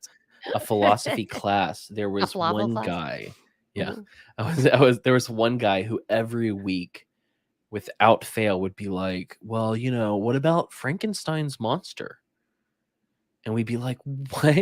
What He'd did go, he because he's a bunch of different bodies put together. So does he have a soul, or does he have someone else's old soul? And I'm like, shut up and smoke your weed in your I was dorm gonna say, instead of definitely doing high. it here. Wasn't Frankenstein kind of a metaphor for something? I have no clue. Also, I did miss your birthday because I didn't know when it was. Happy belated Oh, birthday. yes. Thank you. Yes, my birthday was yesterday. 29. And yes, I'm 40 something, and I always will be for the rest of my life. You can ask me that question for the rest of my life. I will always give you the same answer. Yes, it started out great, and then I worked all day, and then it ended. I enjoyed working. I caught up. This is what I used to do. At least to have me time to like do my laundry. Now I have me time to like catch up on my emails. Yeah. So I had a lot of me time, and then my husband, I forgot, he remembered something I said, which is I hadn't had like a whole lobster in so long. And he took me out for lobster. So it was absolutely fantastic. That's wonderful. I'm more of a steak guy. I know. Well, we know I have steaks every Sunday or whatever. Like he's a steak guy. So it was for me. It was for me. Well, and that's the thing. Like I've had lobster a couple of times. Maybe I'm crazy, but I feel like they're too sweet. Like I like I like the way a shrimp tastes, but it's like, yeah, I like the claws. So if I were whatever, just some peel me a grape Roman empress, I would just have the claws, and I don't even like the tails alone. Yeah, and I've only had the tail. So. Oh my gosh, no, the claws is what's so great. You almost want to have big giant lobsters just to eat the claws. I'm like, throw the tails, let them eat tails. Am I wrong that it's a little sweet, the tail? I don't know. I mean, sweet. You have to dip it in butter. So Yeah, I like to eat the green stuff. Oh, the tamale inside. It really makes people want to barf because, like, I don't know what that is. Is it like sucking a crawfish head? I mean, I'll do that too. I eat the brains and everything. It's really messed up. But like, there's green stuff in it, which I think is the liver. It's not the roe, because the roe is orange and not good. I like roe of anything but a lobster, really. But the green stuff, which is, I believe, the liver. But I love monkfish liver. I like all kinds of weird sea livers. I'm a big fan of the sea liver, but I think we're really spinning off on a tangent now. You say happy birthday, and it takes me. I'm telling you about sea livers. Sea livers. No. So here's the deal. I think the last time you were on was March. Maybe. So it's been 5 months. That's too long. Well, the last time I was supposed to be on, I had that which shall not be mentioned for the second time, and boy, was I SICK, as my mother would say. And you were like, I'm so sorry. I think I can make it. I think I can make it work. Yeah. And I was like, no, dude, go to sleep, woman. Oh my gosh. I rarely cancel shows. Rarely. I had it once before, and I never missed a show in 2 weeks. Yeah. but I was curled up in a ball of agony. It's just like my whole body. That was the flu one. And then my mother got it and she recovered. I couldn't believe And it. She was well, 93. I was like, I did think you she's see getting a my ticket check. tweet the other day about, if COVID, if um can't take out Joe Biden, then we all know it ain't shit anymore. Yeah, and he's quadruple. Yeah, well, and So he also he got should it really again. have been. He just should have like coagulated from head to toe. I know that people say that he's like losing his mind, or whatever. I'm like, I don't think so. Plus, he's very fit looking, and he wears nice clothes. Now, I know you can be fit and have Alzheimer's, but I think that he's always been, just a gaff monster. Yeah, did you see the picture of him when Where they let he's out not 2 blinking, videos? where he They doesn't let out blink. 2 videos in one day, and it was from different days, obviously, but like he looked bad in the second one. Like Do he you looked think? almost dead. Well, I don't know. I don't know. We'll see. The proof will be in the pudding. Yep. So since we need to wrap things up, let's talk about hope for a second, because that's what I ask every guest every time, and you've been asked before. Let's do it again. Yes. What right now is giving you hope to carry on and motivating you to keep going? Well, the caveat of like this advanced technology and genetically modified injections, genetically modifying injections, those are big things that make me worried. But Yeah. other than that, I do feel like the entire history, isn't this a William Graham Sumner thing? Like the history is just this big long story of people trying to steal wealth and credit from other people and other people trying to like not get it stolen from them. I just feel like history is a giant can kick of tyranny. Like just trying to kick the can of tyranny. You're never winning. You're never going to settle in. The American experiment. Even Thomas Jefferson was like, blood of tyrants and patriots need to water this tree of liberty. I think he saw that. And I feel like we have these things are wars, World War I, World War II, totally manufactured, but real. And they do end and the remnant survives. And there are enough of us who remember the before times that they're not going to get away with changing the world so easily. And you just don't know if there's a crisis or a catastrophe or whatever that foils their plans for once. I believe that they're in control of like the lockdown stuff, but I think there's a lot of questions about China and Russia and whatever. And not that I'm on their side, but I always say this about business. It's that greed drives productivity and competition checks greed. Yeah. So we're all, the powers that be are super greedy. They're producing, but absolute power corrupts absolutely. And I don't care if they're countered by evil people. I don't care if Putin and Xi Jinping or whatever are like an access of evil. Competition does check greed. So that really gives me some hope that maybe things are turning around. Hey, Colby, you definitely missed it all. we're at the very end. But I did hear him say that he wants to be like me. He wants to be the next Ham Carlos. That's great. I cautioned him against it, but yeah, because I'm reckless. I had so much fun with you saying that after it. I mean, just I said something, but I think my tweet right after I heard that was, "You wouldn't know my name if I wasn't reckless." Yeah, well, I'm a plotter, so I can't relate to that. Plodder. I'm a grinder. Well, I want to at some point talk to you more about your new escapades, but let me tell people where to find them. Monica's no longer doing the daily drive time news blast with the propaganda report. She has moved all of her focus. She's taking care of an elderly mom and the rest of her family. Visit my elderly mom quite often, but I mean, I just sit there and watch Jeopardy with her. Yeah. My brothers and sisters are the ones who take care of her. I literally am the princess. I go and sit next to her. We watch Jeopardy, and other people bring in like pizza and whatever. So I do it. I'm in Yeah. it for the fun. However, I did have a turning point where I was like, I spent all my time like really focusing on quality and quantity of time with my kids. They're not going to be here forever. And then I was just like, oh crap, talk about not going to Yeah. be here forever. My mom's in her So 90s. yes, and my kids are getting ready to go to college. So I did need that. And I don't have, I mean, that drive time news blast was, I mean, an hour a day. And then I had weekend things and it was just too much. I can't believe I did it for so long, but I did it because we needed each other during lockdown and I would never quit while I was still getting those emails like, you're keeping me going. You're the only sane Yeah. person, or you and Brad are the only sane people. And then when like reality smacked me in the face, like I just cannot, like every day I'd be like, I don't have time for this. I don't have time for this. So now I just do 2 like basically half-hour deep dives a week. And the other stuff is what I kind of always did, which was I had interviews and I had swap casts, but now they're just in a package. So this is a buddy dive, hopefully, if you don't mind me putting it on the show. Yeah, absolutely. And then the dive master interviews are people who write books and stuff. So if you write a book, Cam, you can be a dive master. I have a And book that I've started, but I haven't finished it yet.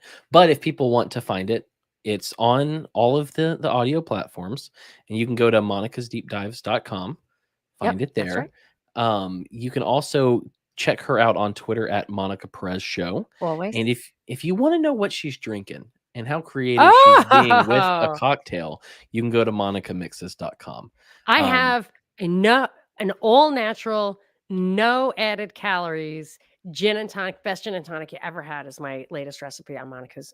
Monica's Mixes is somebody else's site on like gluten-free. It's monicamixes.com. monicamixes.com. Yeah. There's have another some gal who has gin. like gluten-free food and she calls it Monica's Mixes. I did not realize that. It's perfect for me, but it's not me. Yeah. Well, I mean, I think Monica Mixes sounds better than Monica's Mixes. Well, because it's just me mixing. It's not me Yeah. selling mixes. Yeah, I'm with you. It's nuanced. It's subtle. But let me think. What's the last question I want to ask you? Well, we are the mad ones, right? Yeah, we are the. Yeah, I'll get into all my bullshit in a minute. Okay, all right. But I did want to ask you: is a hot dog a sandwich? Yes, it is. Thank you. All right. Beyond that, I'll tell you what's going on in our world. Next week we're going to be talking to a man named Nick Quint, who has spent a lot of time studying things that I didn't really care about that much, but I'm curious what his case is about the ordination of women in the church. He believes women should be ordained. The and Catholic he has, Church? I don't know if he means Anglican, just maybe. overall or what. We'll get there. Women But priests. this is something that he's been working on for a while. And so we're going to have him on and I'm just going to listen. I'm not going to argue with him. I'm not going to have a point of view. I'm going to ask him questions and I'm going to learn what he thinks.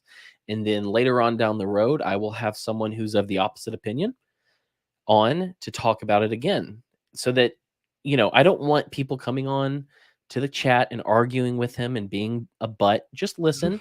And then we can discuss this stuff later. I have a Patreon. You can type stuff in there and we can talk. You can hit me up on Twitter. We'll do that later. But beyond that, my friend Josh Hyers is coming on then the week after that. Josh Hyers is one of the few people that I've met in real life that I would call a hero to me. Wow. Josh Hyers, he's a musician and he was a worship leader and he wrote all of his own songs. But if you've ever wondered what it looked like if someone actually took it to heart to act like Jesus on this earth and to do their best to do so, Wow. that was Josh Hyers. And I haven't seen him in, God, I'm old now, many years. And right Well, before, ask him my nice and kind question. I'm guessing he's the guy. he's kind as hell. No, I'm excited to talk with him because he went on a mission trip right after the last time I saw him. And then he had to come back because he was so sick. Oh. And he didn't know what it was. They said it was chronic fatigue syndrome. It turns out it was Lyme disease. Oh, Yeah. And so that's a lifetime. he texted me the other day. Lyme disease doesn't have to be deadly, but it can be. Right. It can But I lead think you they to that want to point. treat it. I think it's good to diagnose and treat immediately. Right. And so he texted me, and I had been, we've talked about death a couple times on the show in different ways, but I thought I'd like to speak to someone who has had to deal with the idea of imminent death, someone who knows they're going to die and has had to wrap their mind around this, because I think there's a lot of wisdom Yeah, there. that's tough. And he texted me not that long ago saying, I felt like this was the last year of my life recently, and I need you to pray for me. And I was like, I will, but I want to know what happened. I need to, you need to do a video with me. Yeah, I'm like, well, he'd already agreed to do it before that Yeah. he even said that, but I was like, Oh, wow. I want to hear what your mindset is, because Yeah. he went from this very vibrant, energetic guy to not being able to leave his house most of the time. It's a bummer. Yeah, gosh. So, all right, well, let's hear his story.